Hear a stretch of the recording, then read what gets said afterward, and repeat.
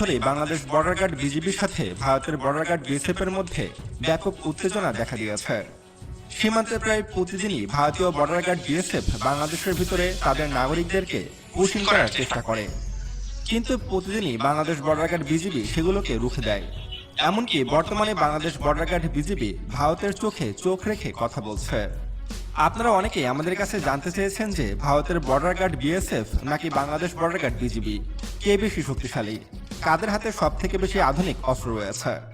সীমান্তে ভারতীয় border guard BSF নাকি বাংলাদেশ বর্ডার গার্ড বিজিবি কারা বেশি আধুনিক অস্ত্র বহন করে এবং এই দুই বাহিনীর মধ্যে সংঘর্ষ হলে কারা জয়লাভ করবে।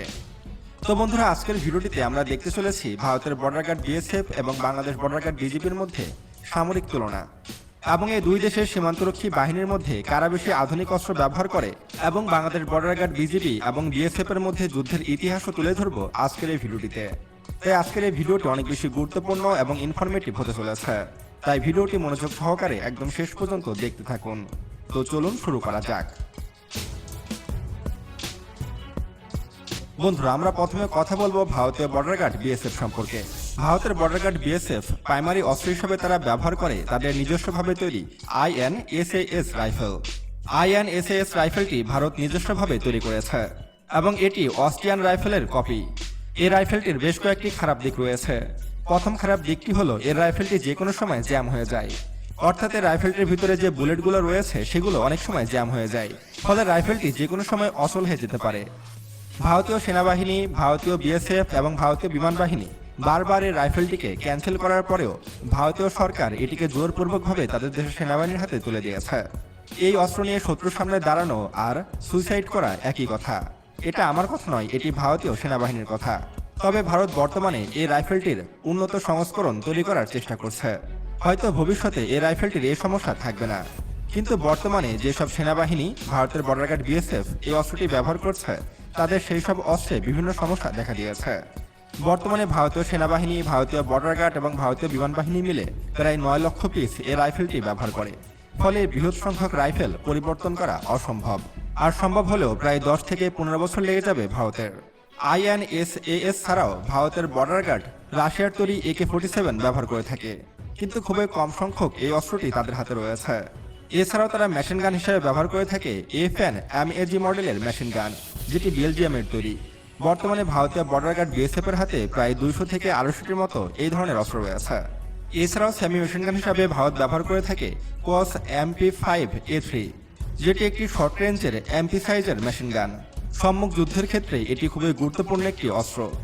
বন্ধুরা, এবার আমরা জানবো বাংলাদেশ বর্ডার গার্ড বিজিবি সম্পর্কে। Bangladesh border guard BGB primary অস্ত্র হিসেবে ব্যবহার করে থাকে BD-08 মডেলের রাইফেল, যেটি বাংলাদেশ সেনাবাহিনী গাজীপুরে তৈরি করে থাকে। এটি বাংলাদেশ সেনাবাহিনীর নিজস্বভাবে তৈরি একটি রাইফেল এবং যুদ্ধক্ষেত্রে পরীক্ষিত একটি অস্ত্র হল BD-08। এটি মূলত রাশিয়ান AK-47 এর বাংলাদেশি ভার্সন। AK-47কে উন্নত করে এই মডেলটি তৈরি করেছে বাংলাদেশ সেনাবাহিনী। BD-08 মূলত 7.62 mm এর বুলেট ব্যবহার করে থাকে। BD-08 ছাড়াও Bangladesh border guard BGB type 85 sniper rifle ব্যবহার করে থাকে। টাইপ 85 হলো খুবই লং রেঞ্জের একটি স্নাইপার রাইফেল। দূর থেকে শত্রুর উপরে আক্রমণের জন্য এই ধরনের স্নাইপার রাইফেল পৃথিবীর অনেক দেশ ব্যবহার করে থাকে। টাইপ 85 ছাড়াও Bangladesh border guard BGB RPD light machine gun ব্যবহার করে থাকে। এই RPD লাইট মেশিন গান মূলত খুবই শক্তিশালী একটি ওয়েপন। এটি একসাথে প্রায় 60 থেকে 70 রাউন্ড গুলি ছুড়তে পারে এবং এটি যুদ্ধক্ষেত্রে পরীক্ষিত একটি অস্ত্র। বাংলাদেশ ছাড়াও পৃথিবীর অনেক দেশ এই ধরনের মেশিন গান ব্যবহার করে থাকে। এই মেশিন গান ছাড়াও Bangladesh border guard BGB anti tank weapon হিসেবে ব্যবহার করে থাকে RK-3 কর্সার। এটি মূলত একটি অ্যান্টি ট্যাঙ্ক গাইডেড মিসাইল এবং এটি তৈরি করেছে রাশিয়া। ভারত যদি তাদের যুদ্ধ ট্যাঙ্ক বা আর্মার ভেহিকেল দিয়ে বাংলাদেশের ভিতরে ঢোকার চেষ্টা করে, তাহলে বাংলাদেশ বর্ডার গার্ড বিজিবি এই RK-3 কর্সার ব্যবহার করে শত্রুপক্ষের যুদ্ধ ট্যাঙ্ক উড়িয়ে দেবে। RK-3 কর্সার ছাড়াও বাংলাদেশ বর্ডার গার্ড বিজিবি আলকাটন 100 নামক আরেকটি European anti tank missile system ব্যবহার করে থাকে। এটি ওয়ান ম্যান পোর্টেবল এবং single use anti tank rocket launcher. এটির সাহায্যে ভারতের যে কোনো যুদ্ধ ট্যাঙ্ক নিচু দিয়ে উড়ে আসা অ্যাটাক হেলিকপ্টার, এমনকি ভারতের হাতে থাকা যেসব ড্রোন রয়েছে সেগুলোকেও ধ্বংস করতে পারবে এই ওয়েপনটি। এছাড়াও বাংলাদেশ বর্ডার গার্ড বিজিবি দ্রুত সময়ে এক স্থান থেকে আরেক স্থানে যাওয়ার জন্য ব্যবহার করে থাকে MI-17 1E মডেলের হেলিকপ্টার। এটি মূলত রাশিয়ার তৈরি অনেক অত্যাধুনিক একটি হেলিকপ্টার, যা দ্রুত সময়ে বাংলাদেশ বর্ডার গার্ড বিজিবিকে এক স্থান থেকে অন্য স্থানে নিয়ে যেতে সাহায্য করে। এছাড়া বাংলাদেশ বর্ডার গার্ড বিজিবি সীমান্ত সুরক্ষার জন্য বিভিন্ন ধরনের কোয়াডকপ্টার এবং ড্রোন ব্যবহার করে থাকে। এছাড়াও সার্ভিলেন্সের জন্য বিভিন্ন ধরনের ড্রোন ব্যবহার করে থাকে বাংলাদেশ বর্ডার গার্ড বিজিবি। এছাড়া যুদ্ধক্ষেত্রে বাংলাদেশ বর্ডার গার্ড বিজিবি শক্তিশালী আর্মর পরিধান করে। এর আগে বাংলাদেশ মিয়ানমার সীমান্ত উত্তেজনার মধ্যে বাংলাদেশ বর্ডার গার্ড বিজিবিকে লেভেল 3 আর্মার পরিধান করতে দেখা গেছে।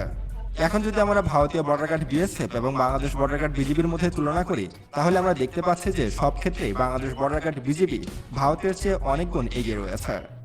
আমি আপনাদেরকে ভারতের বর্ডার গার্ড বিএসএফ এর সম্পর্কে কিছু তথ্য দিই। ভারতীয় বর্ডার গার্ড বিএসএফ হলো আধা সামরিক বাহিনী এবং তাদের দেশপ্রেম নেই বললেই চলে।